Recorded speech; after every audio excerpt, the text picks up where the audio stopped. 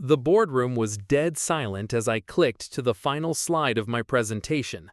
Projected on the screen, glowing in sharp contrast, were the revised HOA budget numbers. I watched as Karen's smug expression melted into something between panic and fury. Her perfectly manicured nails dug into the polished table as she stared at the $5,000 fee increase. "What is this?" she shrieked, her voice hitting new octaves with each word. "Who approved this outrageous hike? This is completely unacceptable." I straightened my tie and smiled. This was the moment I'd been preparing for. "You did, Karen," I replied smoothly. "The moment you fined me $1,000 for swimming in my own lake." Let me take you back to how this all started. My name is David, and I've lived in Willow Creek Estates for 15 years. When I bought the property, the real draw wasn't the 4-bedroom colonial or the 3-car garage. It was Crystal Lake, a 20-acre body of water that sat partially on my land and partially along the HOA boundary. The lake came with the deed. For over a decade, this arrangement worked seamlessly. Neighbors waved as I swam my morning laps, and occasionally I'd let the HOA host summer events on the section of shoreline I owned. Then, Karen became HOA president. You know the type. Color-coded binders, a laser focus on rules, and the kind of woman who probably irons her socks. She walked into her first board meeting like she was running for Senate. Within a month, she'd issued 17 warning letters for things like grass being half an inch too long or mailboxes being 2 inches too tall. She carried an actual ruler in her handbag. Things came to a head one warm Saturday morning in June. I was doing my usual swim, floating peacefully on my back, when I heard that voice from the shore. "Excuse me, sir." I looked up. There stood Karen, fully dressed in her signature HOA blazer despite the 90-degree heat, waving a clipboard like it was a baton of authority. "You need to exit the water immediately," she barked. I swam a little closer. Cautiously, she gave off strong citizen's arrest energy. "Morning, Karen. Great day for a swim." Swimming is strictly prohibited in community waters. HOA Regulation 7.3.9 states all recreational activities require prior board approval and proof of insurance. "Karen," I said, confused, "this is my lake. I own it. Check the property records." She lowered her oversized sunglasses, the kind that scream, "I want to speak to your manager," and responded, "The HOA governs all natural spaces within community boundaries. Since this lake borders our property, it falls under our jurisdiction." "That's not how property law works," I muttered, swimming back to my dock. "We'll let the lawyers sort this out." "Consider yourself on notice," she called after me. I assumed it was a misunderstanding, and that once she looked at the deed, she'd back off. I underestimated her. The certified letter arrived Monday, on official HOA letterhead. It outlined my blatant violation of community regulations and slapped me with a $1,000 fine. 3 pages long, citing made-up rules and vague threats of legal action, it sounded like a parody of bureaucracy. I tried the rational route. I photocopied the deed, highlighted where the lake was clearly shown as part of my property. I included the original 1952 survey, water rights documentation, even a letter from the previous HOA president confirming my ownership. I hand-delivered it all to Karen's house. She answered the door in a salmon-colored blazer. Her expression didn't change. "The fine stands," she said curtly. "The board has spoken." "The board?" I asked. "When did they vote?" "Emergency session," she said, smiling, but not with her eyes. Later I found out this session happened at a Starbucks with her 2 cronies. The letters didn't stop. They came almost daily, each more aggressive. She filed nuisance reports with the city, claiming I posed a public safety risk. She whispered to neighbors that I was planning an illegal water park.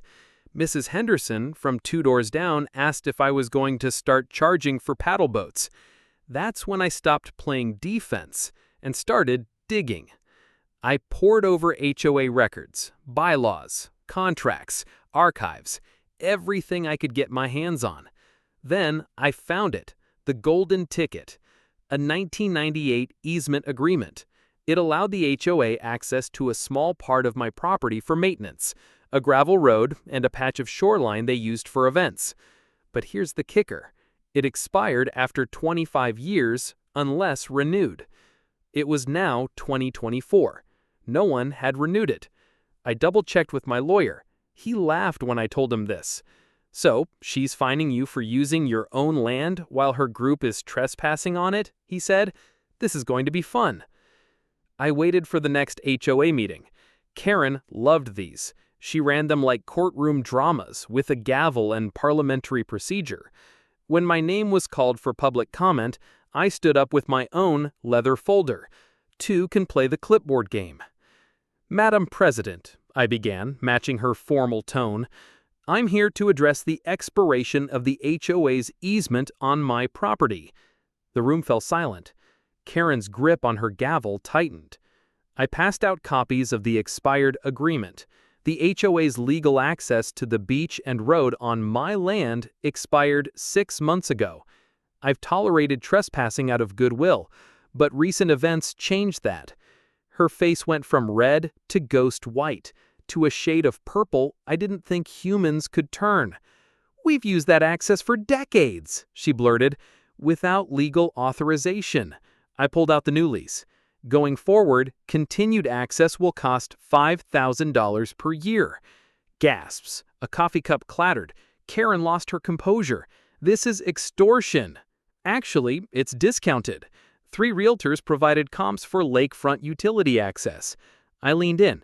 Of course, you can refuse. You'll just lose access completely. The beach, the road, everything. Board members whispered frantically. Tom, the treasurer, was already adjusting spreadsheets. Karen looked ready to combust. You can't do this, she whispered. I already have. I slid the agreement forward. You have 30 days. The fallout was spectacular. Word spread like wildfire. The neighborhood Facebook group erupted with outrage. Not at me, but at Karen. Residents called for budget meetings and transparency. Karen tried everything. Cease and desist letters, laughed out of existence, legal threats, ignored, and appeals to City Hall, politely declined. Finally, 2 days before the deadline, the board called an emergency meeting, a real one. The community center was packed. People stood in the aisles. There was a live stream. Karen, dressed in a stark black suit like she was mourning her authority, sat at the head of the table. The vote? 4-1, in favor of the lease. Karen was the lone no. The budget was adjusted. HOA dues went up. People weren't happy. Then came the real backlash. Memes, posts, videos. My favorite was Karen's face photoshopped on the Titanic, with the caption, "I'll never let go of my clipboard." At the next meeting, speaker after speaker tore into the board's leadership. Mrs. Patterson, who hadn't spoken at a meeting in 10 years, gave a scorching speech about abuse of power. Her closing line, "Maybe it's time some people step down." That night, a recall petition began circulating. Within a week, it had enough signatures to force a vote. Karen campaigned desperately, set up a table with cookies and flyers. No one took a cookie. The morning of the vote, I went for a swim. As I floated peacefully, I saw Karen's car in the parking lot. By noon, she was alone. The results came that evening. Karen was removed from the board with 87% voting her out, a neighborhood record. She stood as the results were announced, clutching her notebook like a life raft. She said, "This is a mistake. I was just enforcing standards." Someone in the back laughed. Her face crumbled. She grabbed her purse and her ruler and stormed out. Her heels echoed like a countdown to exile. A week later, I received an official apology from the new board. They refunded my fine, plus interest, and offered a revised lease for $500 a year with promises of respect and cooperation. I accepted.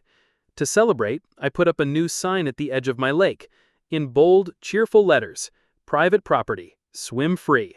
And just below it, in smaller print, "HOA leadership not welcome." Last I heard, Karen listed her home for sale. Rumor has it she's taken a job 3 counties over. I like to think there's a board somewhere about to experience the full force of her clipboard. As for me, I swim every morning. And sometimes while floating on my back, I think about that boardroom, that $5,000 line item, and the priceless look on Karen's face when she realized her petty ward just sank the ship, all over a lake that never belonged to her.